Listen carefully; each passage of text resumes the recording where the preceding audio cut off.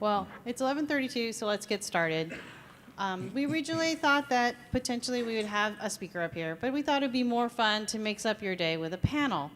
So, and no slides. So I'm hoping to run this session as interactive.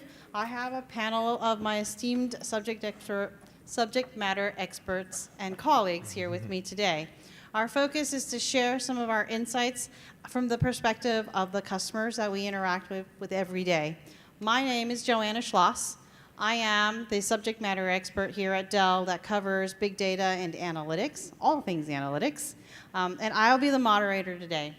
And in a moment, I'll introduce my colleagues to my right. But before we get started, I have to have the current disclaimer, which is I know that I said you could have an open mic and ask us questions. All questions regarding mergers, acquisitions, and divestitures are off limits. We can't answer them. You can ask them, but we won't be able to give you any answers that would be satisfactory in any regard. Oh no, we're losing a whole bunch of people.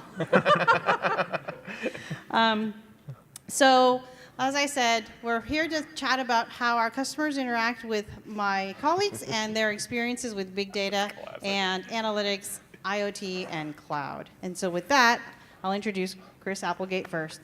Sure. Hi, my name is Chris Applegate, and I am a cloud and big data solution architect based out of the Customer Solution Center at Dell headquarters in Round Rock. And so I get to talk to customers at our executive briefing centers throughout the US and the globe, as well as our customer solution centers. Help demonstrate the value of Dell, specifically around our large-scale private cloud offerings, our analytics cluster offerings, et cetera. And my name is Mike Krogh. I am a sales specialist at part of our big data team. I support our Global 500 customers and specifically our telco, media, and entertainment customers. So I deal with some very large customers in the realm of big data and analytics. I'm based out here in California. My name is Brian Harris. I'm a solution architect, 15-year background in the data center business. I support in the field customers in the Fortune 1000 web tech out here on the West Coast. Hi, this is Raziv Bhattarai, and I am analytics consultant with Dell Statistica Group. Typically, I deal with predictive analytics across all the verticals, based out of Tulsa, Oklahoma. Thanks. So you guys are probably thinking, wait a minute, I heard software, big data. I thought Dell was a hardware company. Indeed we are, but actually there's a big portion of the Dell practice that focuses on delivering both software and hardware, and in some situations, software only, to help meet the needs of our customers. So with that, this session was really to talk about some trends that we're seeing in the marketplace. Marketing and people like myself spend many hours sort of leading the edge around messaging, right? Today, it's all about IoT. How many of you are bombarded with IoT emails from your sales rep and your marketing people? Show of hands, anyone? I'm sure I get them. And only seemingly a year before, it was about moving everything into the cloud, right? We're gonna change the way the world works by driving everything into the cloud. And seemingly only of yesterday, we were talking about big data this, big data that. And I knew big data had come into the marketing limelight when my father, who's 70 years old, sat down and said, so tell me, what is all this big data hoopla? And I'm thinking, oh, good Lord, right? We've now affected him. But the reality is all of these marketing trends actually lead technology, right? So Hadoop is on its 10th year, right? Happy birthday, Hadoop. And so we wanted to take a moment and reflect on, with my panel, how these three initiatives, Hadoop, big data, IoT, cloud, have all started to converge, right? How many of you are here where Bingo. your initiatives are around multiple threads, or have multiple buying criteria for cloud and big data? Anyone? Looking at solving big data with IoT? So, and finally, Rajiv is here to share the whole idea that with all of these initiatives around data, the end goal is to bring analytics or analytic insight into your business, right? So our first question today is cloud, big data, IoT, and to some extent, if you think about statistical or predictive analytics from the hat of machine learning, how all of these sort of topics that have been pushed by marketing are actually converging as actual initiatives in the business. I was going to ask my esteemed colleagues, how do you see the convergence of these initiatives occurring in your customers, and how are they taking advantage of the convergence, and which topics seem to be blending together naturally? Chris, would you like to answer first? Sure. I mean, I think it's actually really difficult to talk about any one of these without addressing the other ones. There's a natural symbiosis between all of them. If you're to take just, say, cloud and IoT, remember, cloud is not just the location in which you're running things, right? It's not just this is public cloud, this is private cloud, but it's also an IT consumption model. It's a way of consuming services that certainly can apply to, I want to consume my big data services in the same way. I want to consume my IoT services, pub, sub, et cetera, in the same type of manner, right? So there's definitely broad appeal for all of that. So when we see customers coming and talking about converging cloud and IoT specifically, IoT, where are your sensors at? Your sensors might be on-prem. Your sensors might be off-prem. If they're off-prem, are you going to build a public-facing infrastructure to receive those messages? Are you going to leverage an existing one or a public cloud? What are you going to do with that data once you have it? Right? These are natural conversations that you can't have an IoT discussion without talking about what you're going to do with the data, and oftentimes that path tends to traverse through the cloud, public cloud, and then back into your private cloud. So speaking of private clouds, Brian and Mike, do you guys have these conversations, seeing as you guys are the architects for big data here at Dell? Yeah, I mean, I believe that what I've seen over the last couple of years specifically is that customers that made the early investments out here on the West Coast, there's a lot of early adopters. As they made those investments, now they are at the inflection point where they want to mature it. They want to change the architecture in their large-scale data ingest and analysis clusters to be more cloud-like, to be more flexible, to be more capable of expanding and contracting, or bleeding over into a public cloud plus on-prem solutions, and making sure that all of the natural desire for consistency of data is available there. So it sounds like not only do we have public clouds and private clouds, the hybrid actually exists in the customer install. Absolutely, and the early adopters for sure. There's certainly the other end of the spectrum because I deal with a large, diversity of customer types, and some are now literally still at the, the initial adoption phase of things like Hadoop to augment. So they are now naturally looking at cloud options and, as a service options, which are now common in the marketplace, right? That are available. So those that are now catching up have even more choices, and more flexibility in the marketplace, which is always a good thing. Right, driving agility while meeting big data initiatives. Yeah. What about you, Mike? You're in a fast-paced verticals. Yeah, so I'm just so you all know, I'm in the G500 in the telco space. I work with a lot of service providers, and they're trying to figure out ways to better a solution for their customers to consume, and that's internal and external for them. Generally when they build a product, they're building it for their internal companies, their business units, as well as their customers. So it's kind of fun as long as we've been here. We've seen a lot of evolution in the big data space, in the cloud space, especially in the open source world where we're focused heavily. Customers, we've seen them deploy their Hadoop clusters very successfully. We've seen them deploy cloud environments very successfully. But what I'm starting to see now is the intermingling of the two, where obviously there's a lot of people doing this virtualizing Hadoop, and they're doing it for the benefits of efficiencies within operations. But where it's starting to get fun now is we're starting to see customers trying to do multi-tenancy around big data, and that's been more of a challenge. So.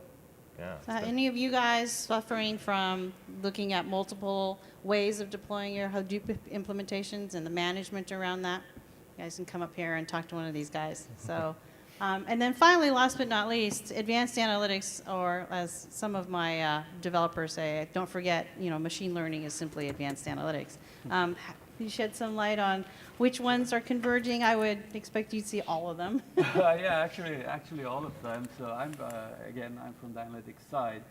So what I think in terms of big data and all these edge devices going on is that if there is no analytics to drive all of those initiatives, what is the use if we don't get any insights from all this data that has been collected? It doesn't matter if it's Hadoop or it's IoT device or whatever. So if you think about it, to gather all this data is, it's not very expensive now, but to get the insights is more valuable. So even it always outstrips what we can do. You can store any kind of data, all the data, but if you don't get any kind of, let's say, machine learning or statistics or predictive analytics, not only machine learning, mathematical modeling, optimization, these things, there is no actually value just to store these data. So Absolutely. So let's move it forward, right? So if the end game is driving analytic insight out of our big data clusters, as this convergence occurs, I'd love for the panel to share with us any kind of tips you have for our customers sitting in the audience to help future-proof their implementations, right? What can they do today? How are you seeing your customers strategically shift both their technology buying or their sort of business criteria to meet the needs of today while protecting their investments in the future, right? Well, I just mentioned that it's been 10 years that we've been here at Hadoop, right? But we've been talking Hadoop and big data for a very, very long time, right? Possibly as long as I've been talking data. So how do we help our customers make the investments of today that will persist until tomorrow? And how does that strategy change now that you have all these different angles around big data, IoT, cloud, and potentially advanced analytics? Sure. So my advice is, very rarely does a request come in that says, I want to buy a Hadoop. We used to see that. We literally used to see that, 5, 10 years ago. And people just read an article in a magazine, said, turns out we need to buy a Hadoop. But now, we're starting to up-level that conversation into the business units. And it's not I need to buy a Hadoop, it's I need to improve my customer awareness. Right? I need to know customer 360. I need to know what's going on with my customers, perform some sort of level of customer retention. Okay, great. And then we parlay that into conversations about the other domains of, okay, how do you do all this? How do you get all this data? Well, you first break down all your silos, aggregate it into a single location. How are you doing data movement? What sensors and what sources are you working with? There's an IoT conversation. The repository is a big data conversation. What infrastructure is powering this is a cloud conversation. And there, your one comment just parlayed into, again, 4 different conversations about each of these domains. So as far as investments that customers can make now is don't limit your bounding box, right? Okay. Make sure that you understand when I go into this, don't get jaded by buzzwords, don't get jaded by I want to buy a Hadoop or if you're here at this session, it would be machine learning everywhere, right? I want to buy a machine learning. Or I want cognitive AI. I want right? cognitive AI. I want a For what? cognitive session. Yeah. What? Don't do that. Go out. We often phrase this as I have a solution in search of a problem, right? You want to make sure that you have that problem from a business unit and you identify a stakeholder who's going to be your champion, right? That's in the business that can help drive that. How you execute it is immaterial, right, to the initial conversations. Right. Good answer. What about you, Mike? Yeah, I would say, for my recommendation, this is something, again, we deal with daily at Dell, but very tactically pointed at a recommendation is don't get too wrapped around the axle of a very optimized configuration for your hardware. We have a lot of customers. I used to get pounded for, Mike, I need some validated proof that this is the right configuration that I'm spending my money on. Therefore, it betters my dollar per terabyte stored. Well, as we all have seen with technology improving and evolving, the requirements or the spec that you may have built your Hadoop cluster out 3 years ago is going to nowhere meet what you're going to do today or tomorrow. As we see, Spark take a good handoff from MapReduce, we realize that, we really need more RAM in our servers. As we see, with SSDs coming up, more storage. So my recommendation is, and again, take it easy on your vendor. You build a robust machine, something you feel comfortable with, that's in your budget. That is your sure way to future-proof around building for the later growing ecosystem tools. What about you, Brian? How do you tackle the strategic roadmap for your customers to help them future-proof their business?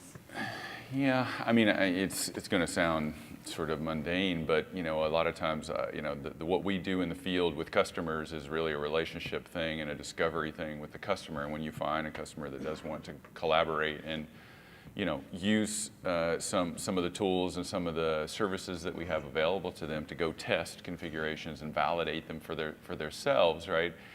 At the end of the day, I try to just guide the customers as best I can on identifying, very achievable either operational efficiency use cases, or if they're really wanting to go sexy, the business transformation. Hey, I got to get advanced analytics because my C-level guys, are focused on that. And we often deal with, the IT buyers and the data analysts, influencers. And so, whatever we can do, to help them achieve, their near-term goals and be the heroes of their organization is really kind of what a sales consultant's job is. Right. Make your customer the most successful, the quickest, and most efficient that they can. So that's, helping continue to feed them the information and the experience that we're learning across a broad set of customers Right. is how I help them future-proof, right? Knowledge transfer, if you will. And last but certainly not least, Rajiv, any words of wisdom or trends that you're seeing in your customers for future-proofing? Sure, yeah. So when we talk to the customers, it's not only about big data all the time. Actually, what they are doing most of the time, if you're not talking to like big customers, is that they still have the standard database management systems. They are working on Excel, things like that. But usually what they come up with these things, okay, we have all this data, it takes 5 hours to query something, right? So in that cases, I think it always, even with the big companies, one of the biggest tractor manufacturer, it always comes down to starting with a POC, very small kind of experimental design kind of thing, and that's where we should. That's what I think we should go with a small project, a small POC, and once we think if everything is working, then do more servers, more. Good answer. So I actually recently talked about walking, running, and fast walking. And as you heard my panel talk, it all revolves around a use case, right? But use cases can be colored in this idea of speed, velocity at which we drive the use case out into the business. And I found that with a lot of my customers, 3 things reign supreme, right? Those big data initiatives that are successful have business use cases behind them, right? I talk to architects and IT developers and Hadoop managers and cloud managers, but primarily they have the most successful adoptions when they can drive a specific use case. And the rate at which they drive the use case is really interesting, right? You'll have BI vendors out there still touting the use of the data warehouse, and there's no way the data warehouse is going to die. If we think of those guys as the walkers, they're the sort of the folks that are now slowly adopting, and then our Hadoop developers and our machine learning people and our cognitive analytics analysts and specialists are the runners, right? They're out there testing things, testing one idea at a time, right? Hosting it in the cloud, creating a small cluster, driving an initiative, and then bringing back the results really quickly. But really, the business itself, on an average, needs to be fast walking, right? So your CIO or potentially your CEO will have a transformational idea for their business over the long haul.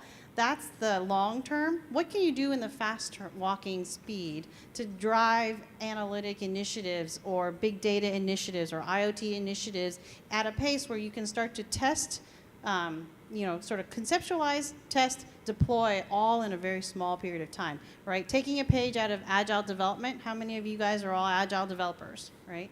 Probably all of you, right? We, in fact, have moved the concept of agility into marketing, right? So the Dell marketing team is an agile marketing team. We do things very quickly, right? Sprints happen in a fast walk fashion. So as you heard from my esteemed panelists, they see the most success around these use case driven, sort of fast walking projects that don't spend so much time, dotting all I's and crossing all T's, but driving value quickly. So this comes to our third question. which is where these natural synergies have evolved. Do you see your customers taking advantage of them? Meaning, are you seeing more of the business coming together culturally, and has that affected your interactions with your customers, and any words of wisdoms to sort of engender these synergies within the business? Sure. So yeah, we're starting to see that more and more. As we talked about driving the conversation into the business units that are making the requests, we're bringing them to the sales conversation, right? And it's very powerful. We worked with a large-scale financial institution on the East Coast, and the actual business unit was the one who was requesting a level of advanced analytics that wasn't currently provided by IT. So we had IT at the table, we had the line of business there, and they started making and giving concessions to each other, right? And it was this interesting conversation because we, as the vendor there, were seeing, the line of business was saying, I need this, I can save this much money, going to the IT team and saying, you have a couple choices here, IT team. You can support this config as we work with the vendor, or you can allow us to support it and work directly with you in more of a DevOps fashion where we're hand in hand in operations as well as development of this. And we started seeing them concede ground, right? Talking about they have maybe a particular standard for a type of networking in the data center. Well, if that's not tested by the solution from the vendor, it's an element of risk. And so that's a concession that can be made, right? And they'll say, okay, well, let's eliminate the risk by going with the known quantity, and we'll help you administer that switch or networking equipment. So just by bringing folks to the table, we're seeing this conversation that was effectively unprecedented, since previously we only had a relationship usually with the people buying the boxes. Right. What about you, Mike? Yeah, it's funny. I had a customer specifically come to me and say, I need to buy a Hadoop, and I, and we entered into this long conversation of he basically said, tell me what the difference is between Hadoop and a database, and so we had a great conversation. He ended up buying the Hadoop, and today, yeah, so today, successfully using it. The guy turns out to be a very progressive IT leader. So we went from having this initial conversation to a stand-up, Hadoop cluster environment that he's running for his ad serving campaign, to where he was realized that, it really makes sense for us to start looping in the grander organization. Let's not create these individual silos. So he brought in his C-level staff, which I thought was fantastic, because normally we'll run into those challenges where we're like, nah, we don't want you talking to those people or whatever it may be. But he brought in the C-level staff, which brought in other IT leaders within this organization, this very large cable company we all know very well. And they ended up coming up with they came up with a very nice data lake solution that they're going to deploy now. They are, multi-verticalized, if you will, analytics environment. They're doing actual, where they're getting a little progressive is they're separating compute and storage in the analytics space, which is, fairly progressive, So we're starting to see some very nice synergies in the business, yeah. Yeah. Brian, you have any examples that you would like to share? I mean, I've been lucky that I deal with an interesting set of customers out here on the West Coast. On the one hand, you have the web techs who have come up in the sort of DevOps-friendly, agile, open source world. And so they're really a pleasure to work with because they get it from word go, and they are collaborative internally and externally, and really want to drive at getting to the value as quickly as they can, and understand that everybody, has to collaborate on that to make it successful. So, but on the other side, you have the sort of the Fortune 500, companies, the chip and semiconductor industries who are struggling, to reorganize and understand that, the most successful initiatives are the ones that cross these invisible boundaries that have always been their operations and development, et cetera. So, I think trying to help drive the, change into the organizations that are resistant by using examples of success from some of the ones that were, more focused on the collaboration is, has probably paid the biggest dividends, right? Absolutely. And Rajiv? Sure, yeah, just piggybacking on these guys. So usually when I talk to customers, usually it's with business users. So every time someone would say, okay, I want to predict if a player is going to get injured or not, I want to prevent machine failures, things like that. So I was working on a similar type of scenario where they want to do some kind of scoring live. They had the data everything that was being collected by the IT. And when we say how this is going to be possible, they will always bring someone from IT guys. And when we talk to them, it's already there. They just need a connector that would connect the business users with IT. Because everything is there, then you talk to the IT guys, and it becomes so easy then to just start from the ground up. But most of the times, the data will be already there to get some kind of predictions or things like that. Yep. So, yep. So thank you. And it seems like the common thread is cultural change. From Gartner all the way out to IDC, right? Whether the analyst is focused on the business, which is a Gartner perspective, or if it's IDC, which is focused on the bits and, the nuts and bolts of the data. If you ask any of those analysts, cultural change is only one part of a three-ring circus, right? The business itself has to drive cultural change. The technology has to be adopted in a meaningful fashion, right? So whether you're adopting cloud, whether you're adopting big data initiatives, whether you're adopting IoT, you need to find the right thing for those initiatives and drive a cultural adoption into your business. And then at the same time, you need to have the right services, whether the services come from inside the house or outside the house, right? So this whole idea of collaboration, right? If you think about the stakeholders around the technology or your vendors, and you think about your stakeholders for implementation as potentially services inside the house and outside of the house.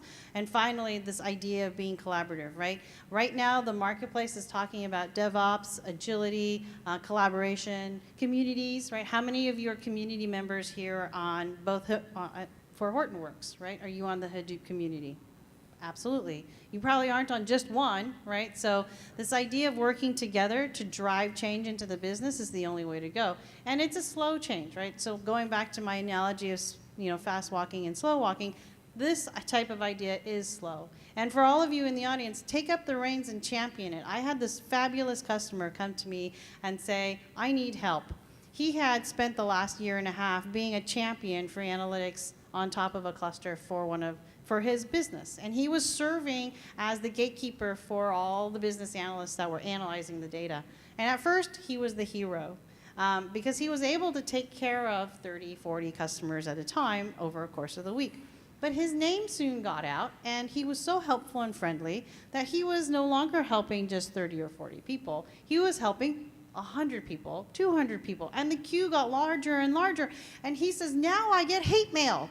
Where's my query? Where's my, and so don't be the bottleneck, right? At that point, this person had championed change into the business. He was now the linchpin for the change. So he'd come to his vendor and said, how do I scale my initiative up so that I can create some end user autonomy because I'm a longtime BI person, or some end user data prep styled initiatives into the business. So he championed with, in this case, a Dell initiative, and they built software that was deployed out to the customer.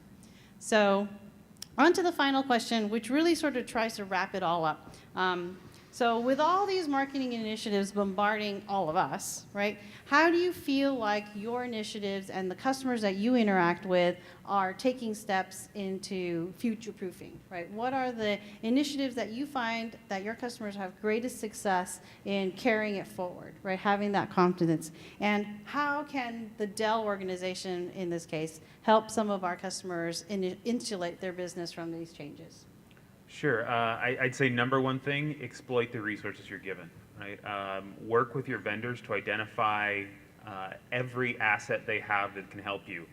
Talk to them about, do you guys have any webinars? Talk to them about offline demos, documentations, user groups, events.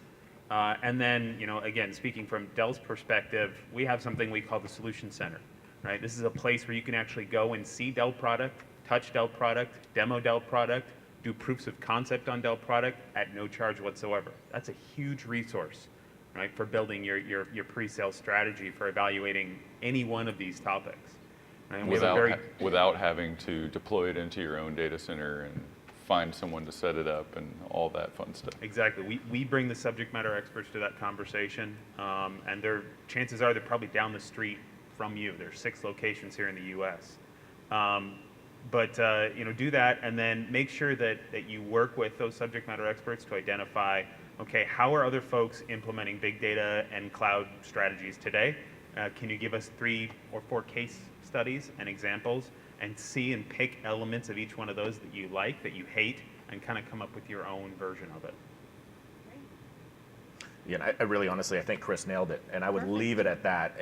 You know, as we've all seen the way the Hadoop ecosystem grows, you get Hadoop, and then you get these other little spawn up little technologies and services, and it becomes quickly overwhelming to an IT leader. So to be able to leverage a tool like the Dell, the demo centers, and play an environment that's free and get some expertise on top of that, that would be like I said, that's the fantastic point. Any other additions? Rajiv? No, I agree with that. I mean, it's, you know, I said it before, you know, it's a constant knowledge transfer that goes on with the customers. You know, dealing with a diverse and large, you know, vendor like Dell does give you that opportunity, right? We're constantly interacting with new and upcoming partners, and so, you know, it's an opportunity for customers to get a lot of scale in their technology evaluations without necessarily investing in any kind of headcount. Yeah, sure. So I don't want to be repetitive, but I think the bottom line would be, if I implement this thing, would it make money for me? So that would be the number one question for Or save money. Or save money. So I think it all has to start with that. And again, as I said a little bit ago, a small project or a POC would be a way to go in that scenario. Well, thank you. So I will close with a small share, which is so as you heard, this session was very untechnical. It's all about managing your resources, creating communities, being collaborative. Well, does Dell do this inside the house? We absolutely do. In fact, my favorite Dell use case is around the Dell Support Assist use case. Dell Support Assist, as you heard this morning at the keynote, servers phone home. Our servers have been phoning home for over 30 years. We actually being all of us are data hoarders, right? We've been hoarding this data for 30 years. About 10 years ago, there was a genius within Dell that said, man, we have like all this data, we should do something with it. So they shoved it into a Cloudera Hadoop cluster, at which point they said, that's a lot of data, right? So they said, what can we do, right? We are talking to our customers every day, the Support Assist folks, and we troubleshoot for them, right? They call into the support center when a server goes down. This is a really hardware example, right? But it's an opportunity for us to speak to our customers, right? Are we doing that? We certainly are not. We usually fix the problem and then pray that they don't call us back again, because we don't actually know if the problem is this one isolated thing or if it's a trend. So the Support Assist guy said, well, we have the data. Let's look at the data. So they threw Statistica on top of the Hadoop cluster, built a model. It was a long process, right? It's like 6 or 9 months. And they were able to now predict when servers would go down. So they re-architected the culture within the call center and said, here are the list of customers that are 2 days out, 3 days out, 10 days out from failure. You go call them and tell them that our data shows that they're at imminent risk of failure. Oh, and by the way, when you get them on the phone, if you can make them happy, here are 3 other things you can sell them. So they did 2 things, right? They lowered the cost of the downtime for our customers. For those customers who did listen to them and hot swapped out their servers in advance, they prevented a catastrophic failure. On the second side, they created net new opportunities for Dell, because sometimes, I don't even remember what it was, but those Dell Support Assist guy would sell mice to the server operators. And I'm like, why would you ever need one? These are headless servers. Well, for some reason they needed it, so there was a moment where they were selling tons of mice to these people. So they not only saved operational costs, but they created operational opportunities and thereby making revenue. The coolest thing about this use case is that it continues to grow, right? And there are all these amazing stories where, because there is analytics on top of this wealth of data, this data lake, they're able to do amazing predictions with the data and thereby moving this particular branch of Dell forward. And in fact, the Dell Support Assist folks are now championing their solutions back into Dell and into other groups, because they want to be collaborative and they want multiple groups to be using the same style of technologies and methodologies. So with that, you guys have been really quiet. I'll open up to questions for our esteemed panels. Anyone? Every question except the one around divestitures and mergers. Well, thank you for attending, and these guys will be here for the next few minutes if you wanted to come up and say hello. And have a lovely rest of your day. Thank you.